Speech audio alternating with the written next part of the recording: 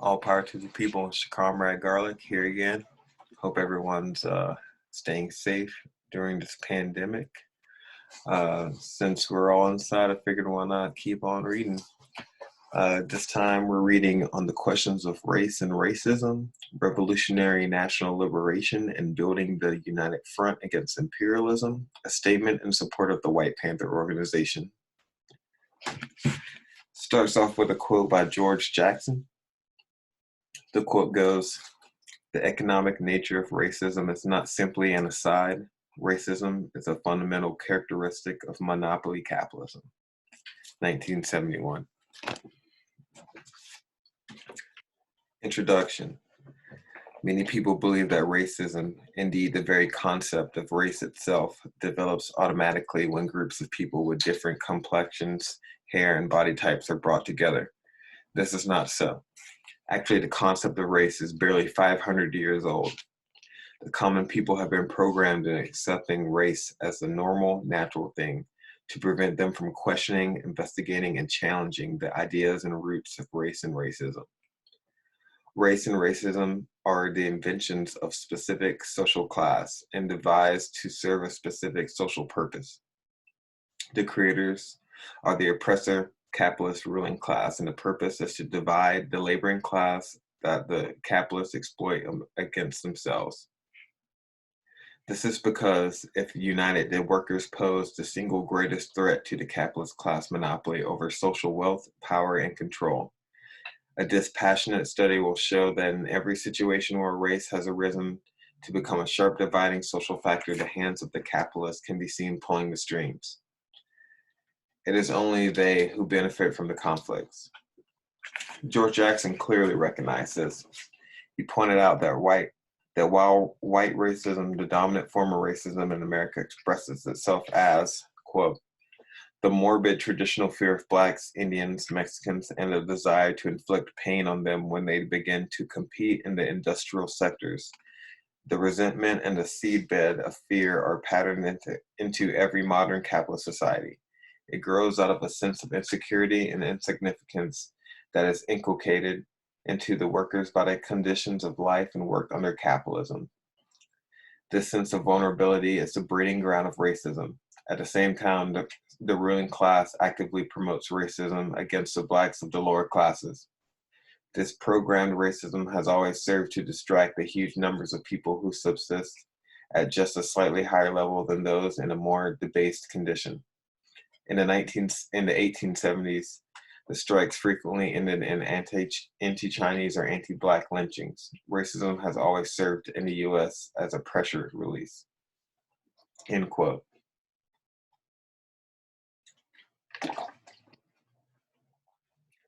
The sole concern of the capitalist class is to secure and increase their profits and power. They do not care whom or what they damage or destroy to accomplish this, nor do they care what nationality or complexion the people are whom they exploit, only that they keep the exploited workers unable to unite and mobilize against the conditions of exploitation. Racism has been the capitalist's most effective method of accomplishing this. Here in North America, the game began in the late 1600s. The creation of the white race and racism. The first laborers exploited in North America under British colonialism consisted of African, European, and Indian slaves and indentured servants. The concept of race did not exist then. The laborers were all equally oppressed and exploited of their wealth-producing labor by the capitalist plantation owners and thus saw each other as equals. They lived, labored, loved, suffered, bred, bled, escaped, and died together. They also repeatedly rebelled and revolted together. But because they lacked a unifying leadership and vision of control over resources, they were unable to come together en masse to wage a united revolution to overthrow the plantation elite and the British colonial government that served and backed the elite. This all changed in 1676 when Bacon's Rebellion occurred. The leader of the rebellion, Nathaniel Bacon, was a young plantation owner. He had left England to settle in the British colonies in 1673 and was appointed to the Council of British Colonial Governor William Berkeley. The colonial governments principal concern, as with any capitalist government, was to maintain stability in the colonies while protecting and expanding the holdings and wealth of the ruling class. To achieve this, Berkeley promoted developing trade relations and peace with the Indians who lived on surrounding lands. Bacon, however, promoted running the Indians off their land to expand the colonial settlements.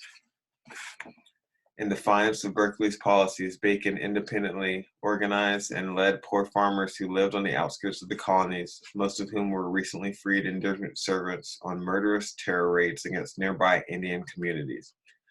But instead of fleeing, the natives responded with counter raids against their attackers. Bacon, unable to match the Indian counterattacks, sought but was denied military support from Berkeley. Bacon then turned on the established colonial ruling class in Berkeley's government. He armed and organized the colony's African and English slaves with promises of freedom, and in 1676 led them in a revolt against the colonial rulers. The revolt succeeded in overthrowing the colonial ruling class and government and captured the capital at Jamestown, Virginia. However, 6 months into the revolt and at the height of his power, Bacon died of influenza. Bacon's rebellion, deprived of its leader and organizer, collapsed, and the colonial ruling class and council quickly regained control, though without a determined last stand by the core group of rebels principally composed of African slaves. It was at this point that the plantation elite and their reinstated government realized the immense danger and power of a unified working class. Consequently, they decided to ensure that no united revolt like Bacon's rebellion occurred again. Their solution was to split the lower class by permanently enslaving one sector while winning the loyalty of another sector, inciting its fear and contempt against and using it to police the enslaved sector. To divide, agitate, and rule was the plan. This they accomplished by inventing the concept of race and dividing the lower class among racial lines. Laws were immediately passed that established the categories of Negro, Spanish for black, and white as distinct racialized social statuses. In 1682, legislation was enacted that made slavery a permanent and hereditary status for all blacks, and over the next several decades, slavery and indentured servitude of whites were phased out. Further laws were passed that forbade and penalized positive social interactions between the races, particularly escapes, marriages, and procreation. The poor white men made up the body of the colonial militias, and beginning in 1727, were conscripted into manning slave patrols under fines and other penalties if they refused. This plantation police force was the forerunner and grandparent of today's urban police forces that continue to be concentrated against people of color to repress them across America with violence and terror. In most areas, the slave patrols came to outnumber the black slaves. A variety of minor privileges were also granted to poor whites, including tiny plots of land to live on, at the Indians' expense, a musket, the authority to kill rebellious blacks, tax exemptions, and other benefits for manning slave patrols, greater leniency in the eyes of the law than blacks, voting privileges, etc. By inventing the social category of white and granting the lower class Europeans a share in the power over the super exploited and enslaved Africans, the capitalists created a scheme that caused the poor Europeans a false sense of privileged class unity with and a confused loyalty towards the ruling class, which was the source of all the lower classes' poverty and misery. By selling out their own class interests to the elite, the poorer whites made a deal with the devil that saw them focus their frustrations on blacks instead of the capitalists, and thus ensured that they would remain an impoverished and exploited class just a step above the blacks. To ensure the dedication of the slave patrols and whites in general in repressing and containing the black slaves, the ruling class generated a paranoid fear of slave revolts, and especially of Negroes with guns. With every pulpit and every center of white social gathering and influence, blacks were depicted as always plotting to revolt with the aim of murdering all whites indiscriminately, men, women, and children, molesting white women, and subverting good white Christian civilization with black heathenism. Both the political and religious institutions were and remain today proponents of racism and white fear of black revolt.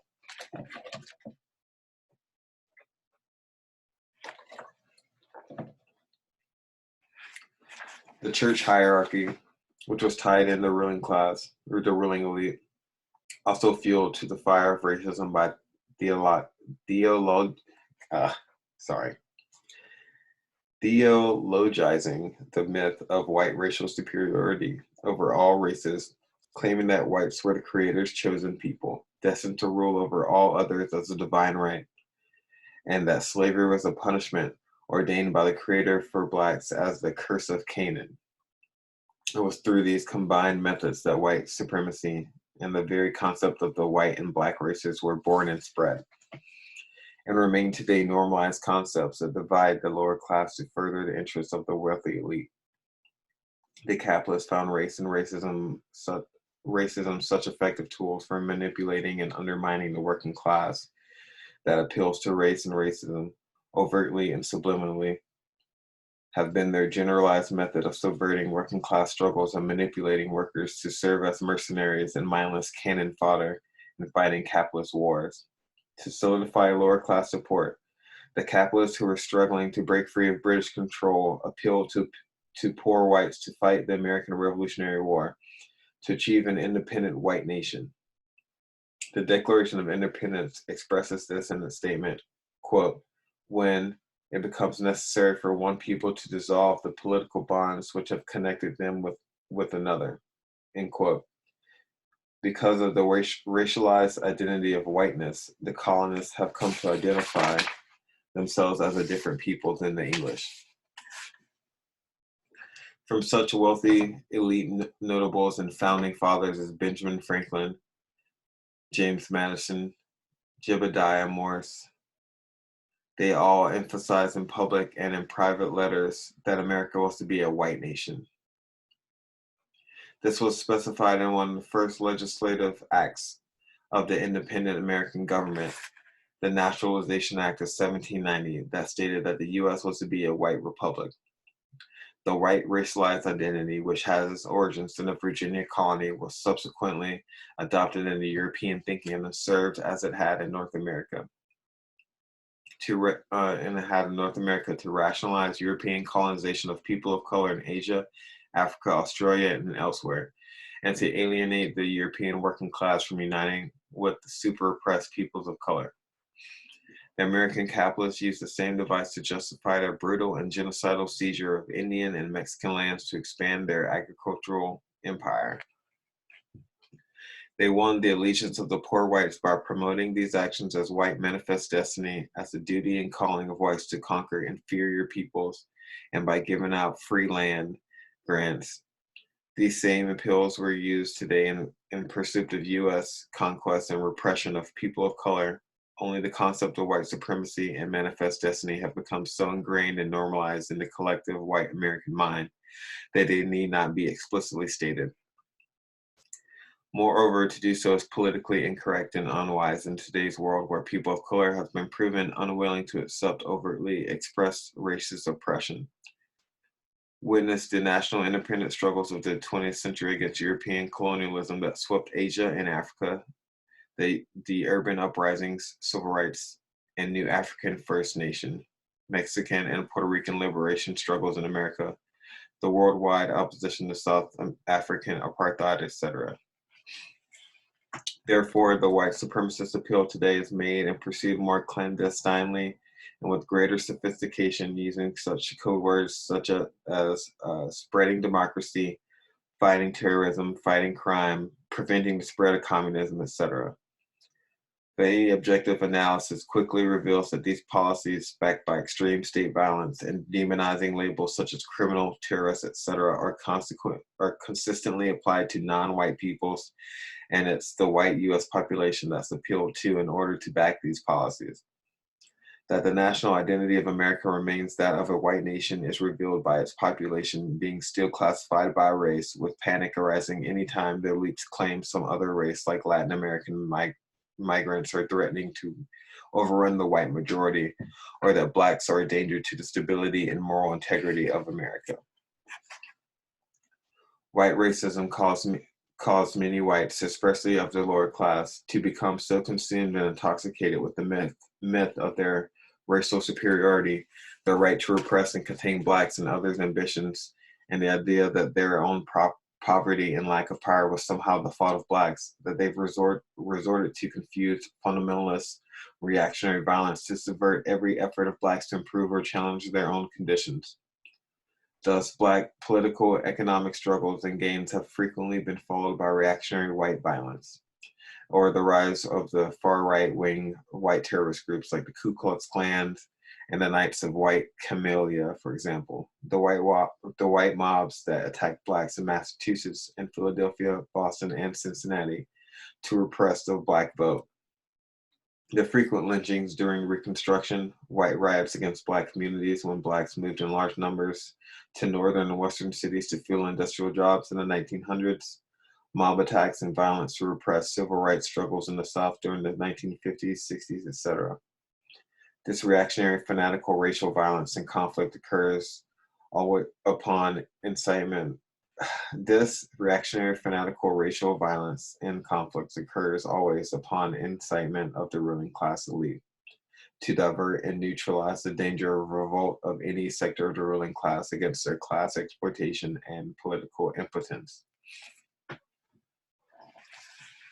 Division created within racial ranks.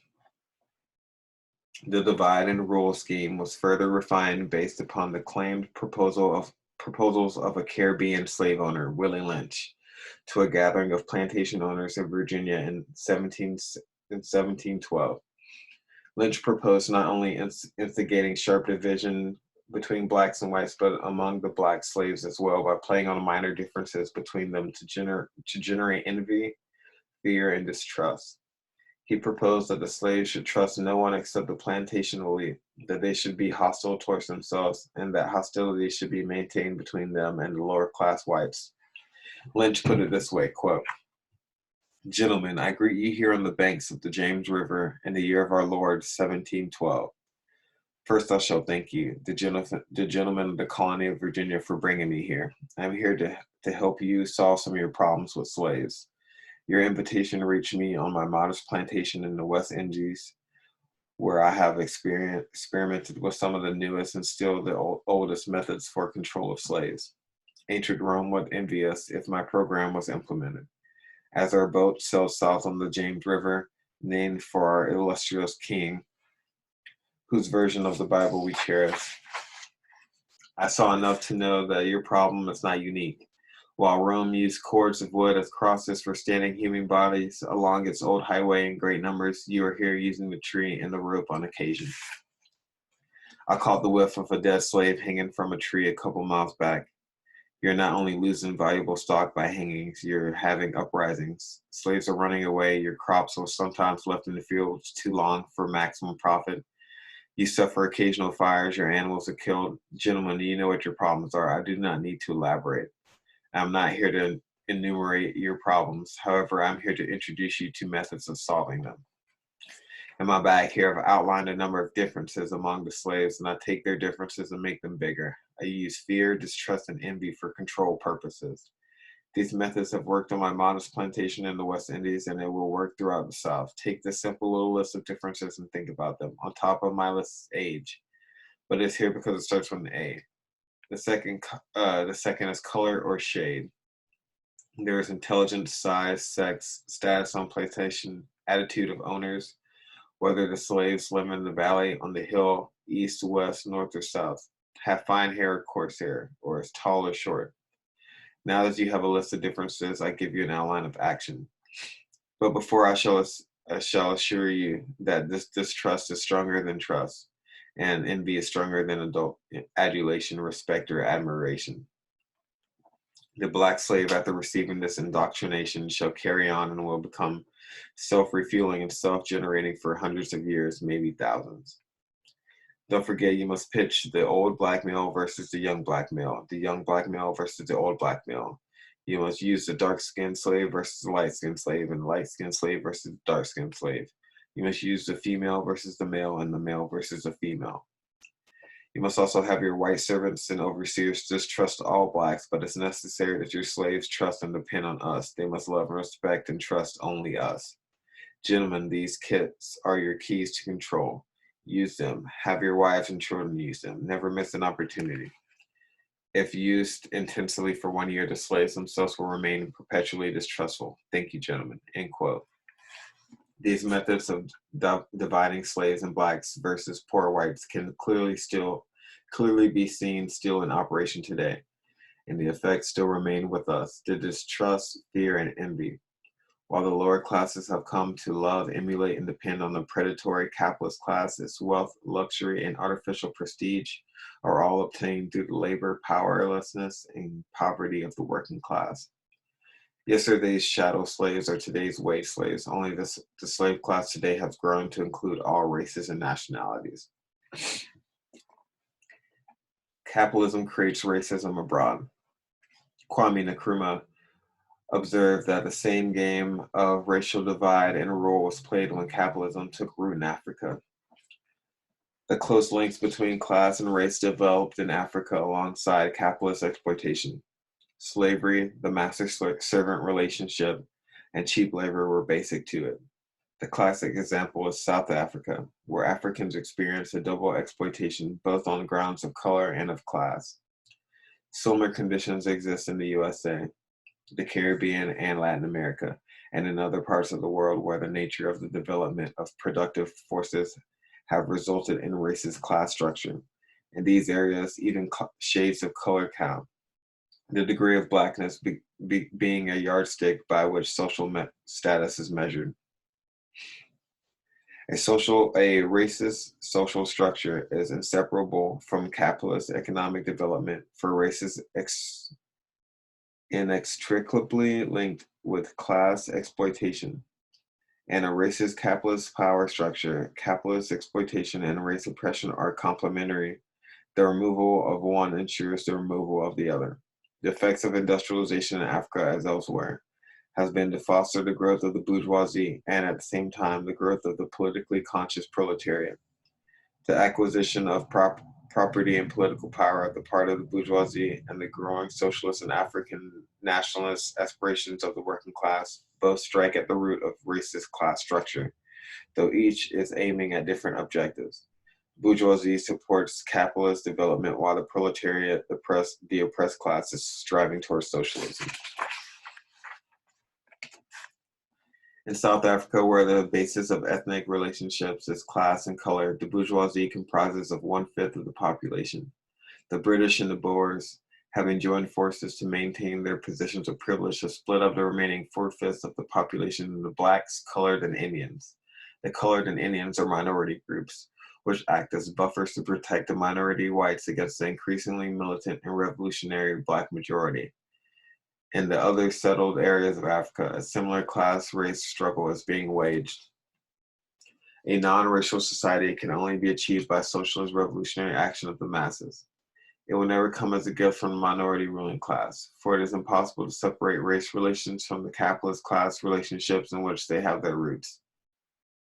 South Africa again provides a typical example. It was only with capitalist economic penetration that the master-servant relationship emerged, and with it racism, color prejudice, and apartheid.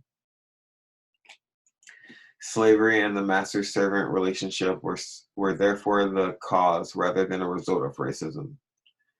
The position was crystallized and reinforced with the discovery of gold and diamonds in South Africa and the employment of cheap African labor in the mines. As time passed and it was thought necessary to justify the exploitation and oppression of African workers, the myth of racial inferiority was developed and spread. In the era of neocolonialism, underdevelopment is still attributed not to exploitation but to inferiority, and racial undertones remain closely interwoven with the class struggle.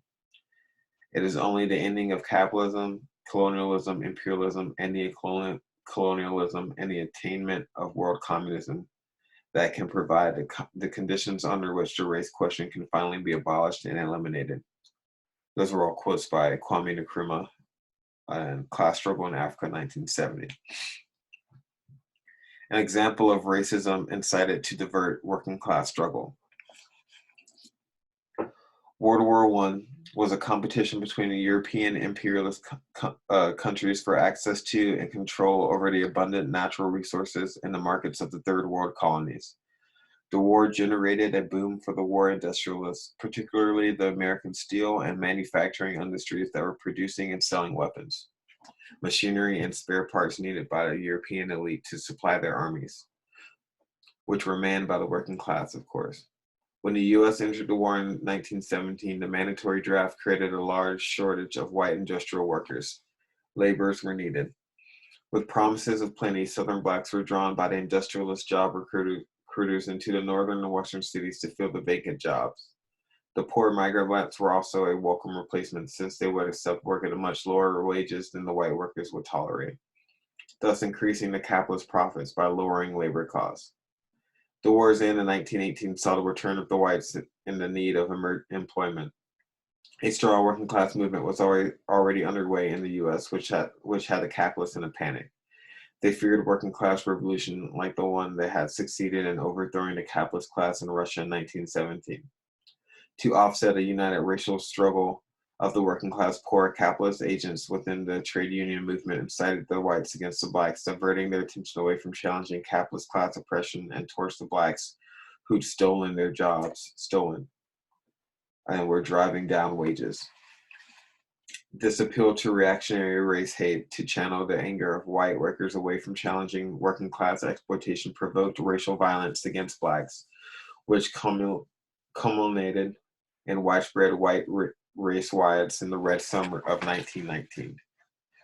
These riots saw over 20 incidents of white mobs converging on black neighborhoods to gang rape black women and girls and murder and maim black men, women, children, and the elderly indiscriminately.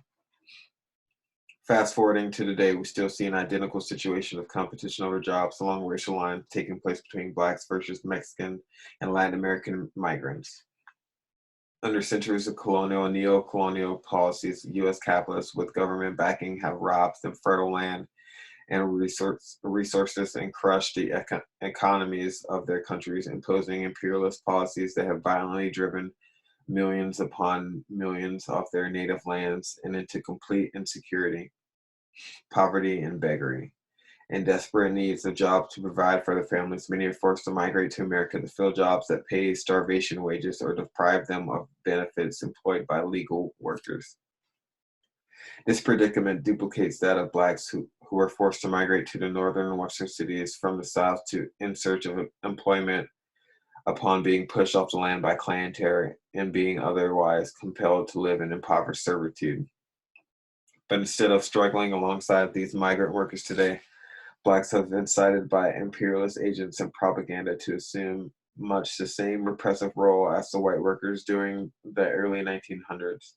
We perceive these migrants to be stealing our scarce jobs, government benefits, and housing, and driving down wages. Consequently, a virtual war has been taking place of black versus Mexicans and Latin Americans on the streets and inside U.S. prisons.